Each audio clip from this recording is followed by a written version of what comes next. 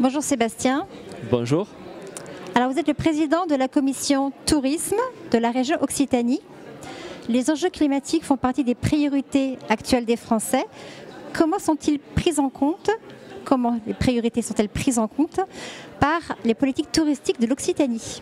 Alors, la politique touristique Occitanie répond à des enjeux beaucoup plus globaux que l'on s'est fixé au niveau du conseil régional et de la présidente, puisqu'on ambitionne de devenir une région énergie positive à l'horizon 2040, et donc tous les secteurs d'activité, compris le tourisme, sont soumis à un régime spécial pour essayer d'arriver vers ces conditions-là. Donc on a prévu de diviser par 2 la consommation d'énergie, multiplier par 3 la consommation d'énergie renouvelable. Donc ça peut se traduire en matière de tourisme par la mise en place d'aides financières.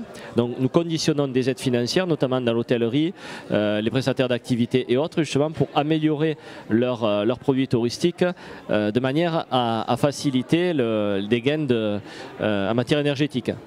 Très bien. La région Occitanie est la 4e région touristique française en termes de nuitées. On parle beaucoup de surtourisme. Pensez-vous que l'Occitanie souffre de surtourisme? Non, non, non, pour nous c'est pas le sujet. La Grande Motte n'est pas Cancun. On n'a pas de site comme Venise, c'est pas le cas. Peut-être Carcassonne de temps à autre subit une fréquentation importante, mais arrive à gérer les flux en fermant la billetterie et en organisant des visites via des réservations internet. Donc ça se gère, mais non, nous ne sommes pas dans ces problématiques-là. Nous sommes plutôt dans la question du mieux tourisme. Comment mieux répartir le tourisme et le flux sur l'ensemble du territoire? Donc ce que l'on fait, c'est que l'on essaye de travailler en réseau avec l'ensemble à partir des phares, des sites les plus emblématiques, les plus reconnus, d'essayer de diffuser la clientèle sur le territoire. Et c'est le sens même de la politique des grands sites Occitanie qui permet de renvoyer d'un site, un cœur emblématique des flux touristiques vers des territoires qui le sont moins.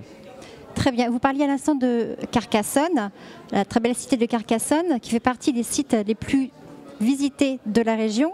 Pensez-vous que finalement la solution serait de rendre obligatoire la réservation avec un système coupe-fil? Alors sur des sites à forte fréquentation, effectivement, c'est une solution. D'ailleurs, le Centre des monuments nationaux qui gère la cité de Carcassonne a mis en place dès l'année dernière un système de réservation en ligne avec des coupes-fils qui permet justement de gérer le flux de clientèle. Alors ça a un double effet. Le premier effet, c'est que ça permet de mieux gérer le flux, mais le second, c'est que ça permet aussi aux clientèles une garantie de visite dans des conditions optimales. Alors c'est le cas aujourd'hui à la cité. On peut avoir ce problème, je pense à la réserve africaine à Sijan aussi, qui de temps en temps l'était victime de fréquentation assez forte, mais pour l'instant il y a très peu de sites en région Occitanie. Il y a beaucoup de sites remarquables, majeurs, mais très peu qui sont soumis à ces pressions touristiques à des périodes données. Donc pour l'instant c'est pas le cas, donc on essaie de travailler dans le mieux, essayer de faire en sorte que les clientèles qui viennent chez nous soient mieux accueillies, dans des conditions optimales et de manière à ce qu'elles soient présentes sur l'ensemble du territoire de la région. Très bien. Donc pour l'instant le système de réservation n'est pas obligatoire à Carcassonne, mais peut-être qu'à terme il pourra le devenir. Il pourrait le devenir, et il pourrait le devenir sur d'autres sites. Très bien. Les châteaux cathares peuvent-ils être un levier pour soulager le littoral pendant les fortes périodes d'affluence? Alors en fait, oui, les châteaux cathares, l'objectif c'est aussi d'amener au littoral, qui aujourd'hui est un point d'attractivité formidable pour la région, le fait d'apporter du produit touristique au complet aux clientèles. C'est-à-dire les clientèles qui viennent chez nous pour de balnéaires, qui viennent à Gruissan, à Leucate, Port-Barcarès ou à Saint-Cyprien, en travaillant en partenariat avec les châteaux du pays cathare, propose à leurs clientèles des visites. Alors on a mis en place un système qui va dans le sens justement des conditions d'éco-touristiques avec la commune de Gruissan. On a mis en place un système d'éco-gare, c'est-à-dire que vous arrivez en vacances à Gruissan, vous pouvez louer une voiture électrique à la capitainerie du port de Gruissan, prendre cette voiture, aller visiter les châteaux cathares qui sont à 1 heure, 1 heure et demie de véhicule.